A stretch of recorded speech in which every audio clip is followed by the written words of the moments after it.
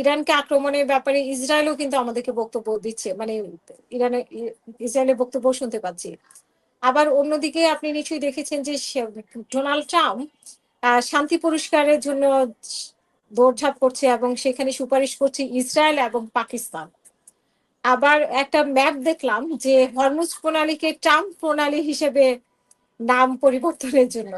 তো আপনার কাছে এগুলো শুনতে চাই এবং পাশাপাশি আপনার কাছে আর কি কি তথ্য আছে।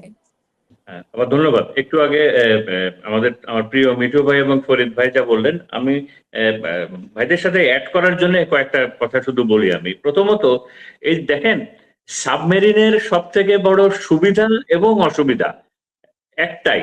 সাবমেরিনের সব থেকে বড় অ্যাডভান্টেজ হলো সাবমেরিন কেউ ডিটেক্ট করতে পারে না এবং সাবমেরিন লুকিয়ে থাকে। আর সাবমেরিনের সব থেকে বড় অসুবিধা হলো এটা যদি একবার ডিটেক্টেড হয়ে যায় তবে এর থেকে অসহায় আর কোনো জিনিস পৃথিবীতে নাই। হ্যাঁ, তো কেন আমি এই প্রসঙ্গটা বললাম, এই পার্সিয়ান গালফ যেখানে এই যে হরমুজ, এই পুরো সাগরটা হলো, এটা এই ডেপথ খুব কম, এই সাগরের ডেপথ খুব কম। তো এই সাগরটা আসলে ওই সাবমেরিন ওয়ারফেয়ারের জন্য না। এবং এইখানে যুদ্ধ করতে হলে আপনাকে চেহারা দেখিয়েই যুদ্ধ করতে হবে, মানে পানির উপরেই যুদ্ধ করতে হবে।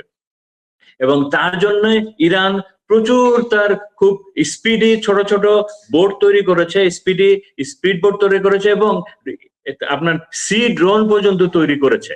তো এই কারণে বলছি। একই সাথে আমি এটা বলছি যে আপনারা ফক্স নিউজ নর্মালি কি আমরা এই যে আমেরিকান যেসব প্রোপাগান্ডা যেসব শব্দগুলো শুনি এগুলো বেশিরভাগই ওই ফক্স নিউজ থেকে আসে, ইউএসএ ফক্স নিউজ থেকে আসে। যে এই আপনি ফক্স নিউজে অনেকটা আমাদের বিটিভির মতো আর কি, যে দেশের উন্নয়নের সয়লাভ হয়ে যাচ্ছে। আর ফক্স নিউজে গেলে টের পাবেন যে আমেরিকা প্রায় জয়লাভ করেই ফেলেছে, ইরান একেবারে ধ্বংসের দ্বার প্রান্তে, এরকম একটা অবস্থা। আসলে বিষয়টা ওরকম না। আপনি শুধুমাত্র ফক্স নিউজটা রিপাবলিকানদের চ্যানেল, একেবারে শুধু রিপাবলিকান না, মানে কোর রিপাবলিকানদের চ্যানেল। মানে এই যুদ্ধের পরে অনেক রিপাবলিকান তো ট্রাম্পকে ছেড়ে গেছে, যারা ছেড়ে যায় নাই তারা এখনো ফক্স চ্যানেলের আছে আর কি। তো এখানেই তো যেমন ফক্স নিউজে আমি গতকালকে জেনারেল কিন ওনার একটা সাক্ষাৎকার শুনছিলাম। তো উনি বলছিল যে ট্রাম্প ভুল করছে, উনি বলছেন যে ট্রাম্প ভুল করছে, যে আমাদের অলমোস্ট 75 to 85% জব ডান হয়ে গেছে আমেরিকায়, একটা ফাইনাল অ্যাটাক করবে ইরানে, একটা ফাইনাল অ্যাটাক করবে এন্ড মানে ট্রাম্প শুড ফিনিশ এভরিথিং। তো বিষয়টা তো এরকম না। তো এখন আমি আমার আলাপে আসি। দেখেন, প্রথমত এখানে শিকাগো ইউনিভার্সিটির প্রফেসর জন মেয়ারশিয়ার উনি একটা কথা বলেছেন ইরানের ব্যাপারে। তো উনি বলেছেন যে ইরান তার ইতিহাসের সব থেকে বড় বোকামি যেটা করেছে সেটা হলো ইরান তার নিউক্লিয়ার প্রজেক্ট অ্যাবান্ডন করেছিল। ইরান তার নিউক্লিয়ার পারমাণবিক বোমা তৈরি করে নাই। এটা হলো ইরানের জন্য ঐতিহাসিক ব্লান্ডার আর কি, ইরানের এই গত 50 বছরের সব থেকে বড় ভুল। এবং এই ভুলটা আমার ধারণা ইরান করবে না। কেন আমি সেটার বিষয়ে আসছি, যে দেখেন, প্রথমত আপনি যদি আমি এই জিও পলিটিক্যাল বিষয়টা এখন এই মুহূর্তে বিশেষ করে এই মিডল ইস্ট এবং this part of the world এর জিও পলিটিক্যাল বিষয়টা খুব ইম্পর্টেন্ট। আপনি একটা জিনিস চিন্তা করে দেখেন যে যেমন গত সপ্তাহেরই তো একটা খবরে আসছিল যে ইসরায়েল নতুন করে তার শত্রু সন্ধান করছে এবং সেই শত্রুর লিস্টে পাকিস্তান এবং টার্কির নাম আছে। কেন আমি বলছি এটা, ইরান যুদ্ধে পরাজিত হোক, এটা কি পাকিস্তান, টার্কি, চায়না এবং রাশিয়া এই চারটা দেশের এটা কি মেনে নেওয়ার কি কোনো সুযোগ আছে?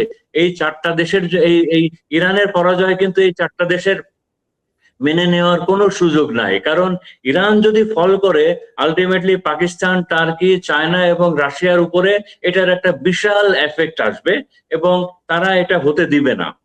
আপনি এটা কয়েকটা চ্যানেল থেকে আমি শুনেছি, বিভিন্ন যারা থিঙ্ক ট্যাঙ্ক যারা আছেন তারাই বলছেন যে আমাদের ইরানের যে সুপ্রিম লিডার আসিফ মোস্তফা আছেন, মোস্তফা কামিনী আছেন, বলছেন যে আমরা টের পাচ্ছি যে এটা তার স্ট্র্যাটেজিটা হলো এই যুদ্ধটা প্রলং করে নেওয়া, ইরানের এই যুদ্ধটা আরো প্রলং করে নেওয়া, যাতে করে সারা বিশ্বকে সে দুইটা জিনিস শিক্ষা দিবে। এক নাম্বার হলো যে ইরানের সাথে যুদ্ধ করতে আসলে পরাজিত হতে হয়, কারণ এই যুদ্ধটা যদি প্রলং করে তাহলে আমেরিকাও হারবে, ইসরায়েলও হারবে। এবং একই সাথে মোস্তফা খোমেনির স্ট্র্যাটেজিটা হলো এই যুদ্ধটাকে ওই পর্যন্ত প্রলং করা যাতে করে আমেরিকার ক্ষমতা বদল হয়, ট্রাম্পের রেজিম চেঞ্জ হয়। তার মানে ভবিষ্যতে কোনো দেশ ইরানে আক্রমণ করার আগে তারা চিন্তা করবে ইরানে আক্রমণ করতে গেলে পরাজিত হতে হয় এবং সরকারেরও পরিবর্তন হয়। তো এটা অনেকে বলছেন যে মুস্তফা খোমেনির মাথার ভিতরে এই এই এই বিষয়টা আছে এবং উনি ওইটা ধরে আগাচ্ছেন। একই সাথে মুস্তফা খোমেনি খুব ভালো করে জানেন যে এখানে দুইটা ঘড়ি চলছে, একটা হলো ট্রাম্পের ঘড়ি আর একটা হলো ইরানের ঘড়ি। দুইটা ঘড়ি চলছে যে কার আয়ু কতদিন আছে। কারণ সবাই জানে যে ট্রাম্পের যে অ্যাডমিনিস্ট্রেশনের ভিতরে যে একটা মহা কেওয়াস, এবং একই সাথে এটাকে অনেকে বলছেন যে ইনস্টিটিউশনালাইজেশন এবং ডি ইনস্টিটিউশনালাইজেশন, মানে ট্রাম্প তার এই প্রশাসন, এন্টার প্রশাসনকে তার সুবিধা মতো করার জন্য প্রচুর ডি ইনস্টিটিউশনালাইজেশন করেছিলেন। এবং যে কারণেই আমেরিকা তো এইভাবে চলে না, যে কারণেই এই প্রতিষ্ঠানগুলো আবার নতুন করে যাতে ইনস্টিটিউশনালাইজেশন হতে পারে এরকম একটা প্রশাসনের ভেতরেই কিন্তু একটা বড় টানাপোড়েন চলছে। এটা একটা বিষয় আছে। ওয়ার্ল্ড ইকোনমি এবং ইউএস এর ইকোনমি এটাও খারাপের দিকে যাচ্ছে, মিড টার্ম ইলেকশন কাছে চলে আসছে। তো তার মানে এই যে ট্রাম্পের এই যে ঘড়িটা, তার যে আয়ুর ঘড়ি, এই ঘড়িটা কতক্ষণ ট্রাম্প সামলাতে পারবে। আর এদিকে ইরানের বিষয়ে যেটা বলছে যে ইরানের ঘড়িটা, কারণ ইরানের ঘড়ি, কারণ এই যে অর্থনৈতিক যে স্যাংশনটা দেওয়া হয়েছে এটা ইরানকে সাফার করাচ্ছে। তবে ইরানের কমপক্ষে 4 থেকে 6 মাস তাদের অক্সিজেন আছে, তাদের ফুড, তাদের ওয়ার ম্যাটেরিয়াল, তাদের লজিস্টিক এবং সবকিছু আছে। এবং অনেকেই যেটা জানে না, পশ্চিমা মিডিয়াতে এটা আসে না, যে ইরান তার খাবার এবং অন্যান্য লজিস্টিকের উপরে যথেষ্ট মানে আত্মনির্ভরশীল, এবং তার সারাউন্ডিংস এর যে দেশগুলো আছে তাদের সাথে বিশেষ করে রোড এবং রেলওয়ের মাধ্যমে একটা ভালো নেটওয়ার্ক আছে। মুস্তফা খোমেনি গতকালকের একটা ভাষণে উনি ক্লিয়ার বলেছেন যে ইরানের জনগণ এই যুদ্ধ থেকে পিছিয়ে আসবে না, এবং একই সাথে এটাও বলেছেন যে মিডিল ইস্ট ভাগ হয়ে যাবে, মিডিল ইস্ট এটাতে সাফার করবে, এবং এটা আমরা দেখতে পাচ্ছি মিডিল ইস্ট এটাতে সাফার করবে। এবং আপনারা হয়তো দেখবেন যে ইসরায়েল নতুন করে আয়রন ডোম দিয়েছে আরব আমিরাতকে, এবং নতুন করে এই যুদ্ধটা যদি আবার ব্রেক করে তো ইরান, বিশেষ করে আরব আমিরাত প্রচন্ড ভাবে সাফার করবে। এবং যেটা মিডিল ইস্টের অনেকগুলো থিঙ্ক ট্যাঙ্কই বলছেন যে সেকেন্ড ফেজ যুদ্ধ যদি অ্যাটাক শুরু হয় এবং ইরান যদি মিডিল ইস্টের উপরে একটা ম্যাসিভ আক্রমণ পরিচালনা করে, তার মানে মিডিল ইস্টের অনেকগুলো দেশের রেজিম চেঞ্জ হওয়ার সম্ভাবনা আছে, বিশেষ করে আপনার আরব আমিরাত, বিশেষ করে বাহরাইন এবং সৌদি আরবের। এ কারণেই তারা বলছেন যে এই কারণেই এই আরব দেশগুলো, বিশেষ করে সৌদি আরব, কাতার, তারা তাদের ক্ষয়ক্ষতি যতই হোক না কেন তারা কোনোভাবে এই যুদ্ধে জড়াতে চাচ্ছেন না, তারা কোনোভাবেই জড়াতে চাচ্ছেন না। তো সেকেন্ড ফেজ যদি যুদ্ধ হয়, আমি শিওর যে আরব আমিরাত অনেক বড় আকারে আঘাতপ্রাপ্ত হবে ইরানের তরফ থেকে। একই সাথে যদি এই যুদ্ধ শেষও হয়, আমরা দেখবো যে আরব আমিরাত এবং কুয়েত, ইরানের মানে আপনার পার্সিয়ান গালফের এ পাশেই যে দেশগুলো আছে, বিশেষ করে আরব আমিরাত, এর উপরে ইরানের ইনফ্লুয়েন্স ইরান এস্টাবলিশ করবে। এখন গতকালকে পুতিনের সাথে প্রায় 1.5 ঘন্টা আলাপ হয়েছে আপনার এসে প্রেসিডেন্ট ট্রাম্পের।